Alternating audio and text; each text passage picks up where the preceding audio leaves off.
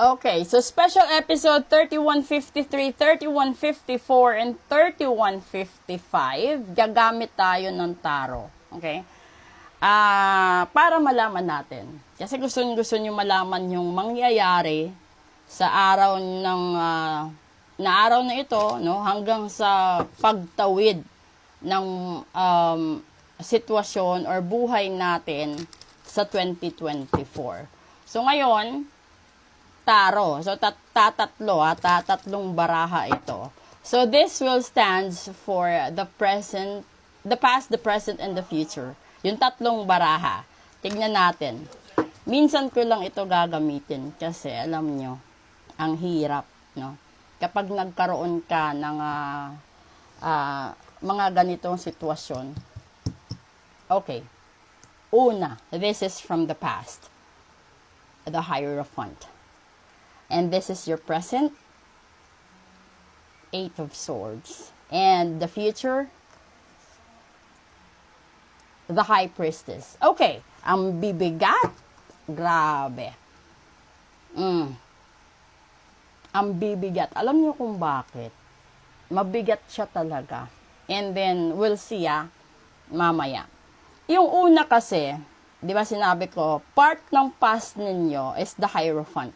So, ibig sabihin nito, maraming tao na masama ang loob sa inyo. Posible yung iba patay na. Posible yung iba magpahanggang ngayon, hindi nyo makasundo, hindi nyo kausap. At kung ito'y pera naman, no, posible na ito'y pinagkakautangan nyo noon. Or ito yung mga tao na tumulong sa inyo nung walang-wala kayo na siguro nakalimutan nyo. Balikan at pasalamatan. Kaya sa present, trap kayo lahat sa sitwasyon. So, ibig sabihin, na-maximize mo yung mga pagkakataon mo. Diba kapag nanonood tayo ng mga games sa TV, merong mga lifeline. So, ibig sabihin, naubos mo yung lifeline mo.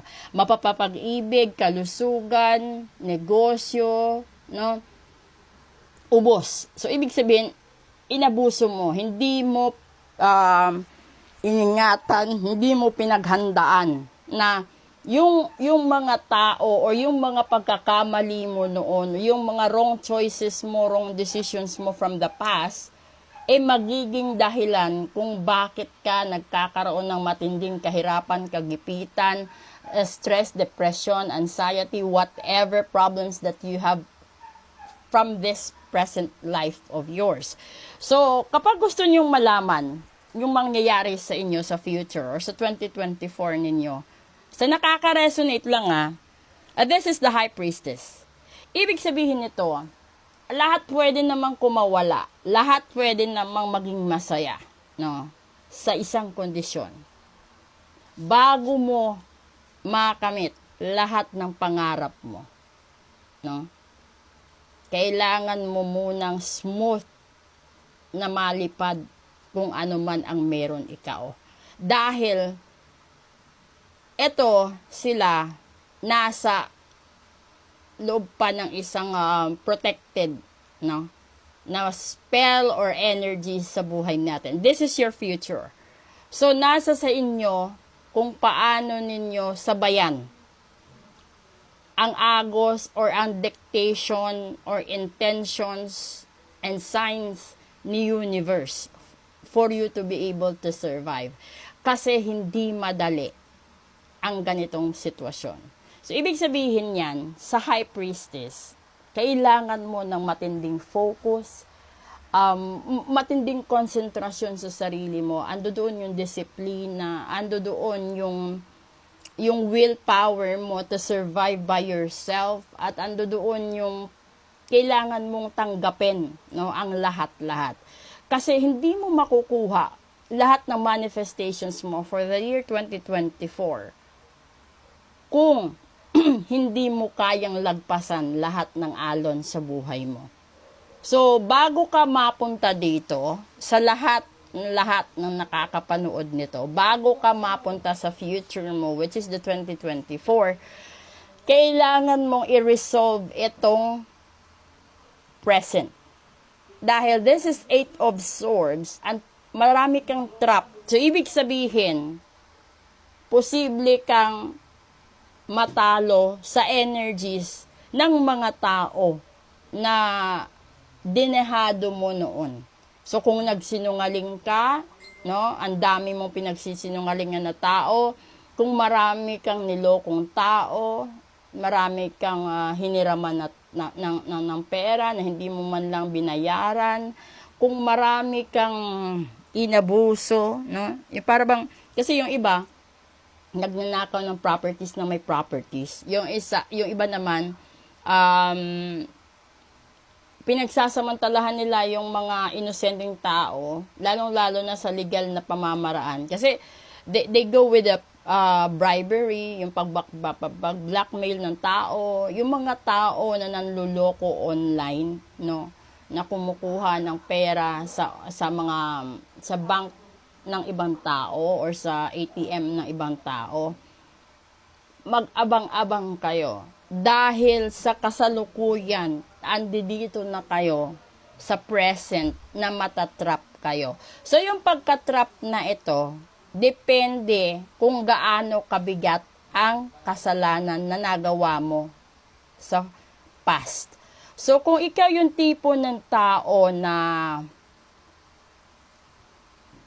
parang ayaw mo, no? Kung wala ka pang pera, dami mong pangako na magbabayad, ganito, ganyan, magbibigay ka, ganito, ganyan. And then, by the time na may pera ka, no? Hindi mo na naaalala ang lahat. Kapag ang taong hiniraman mo ng pera o pinangakuan mo ng kung anumang bagay, no? Kapag nanahimik na, dun ka matakot.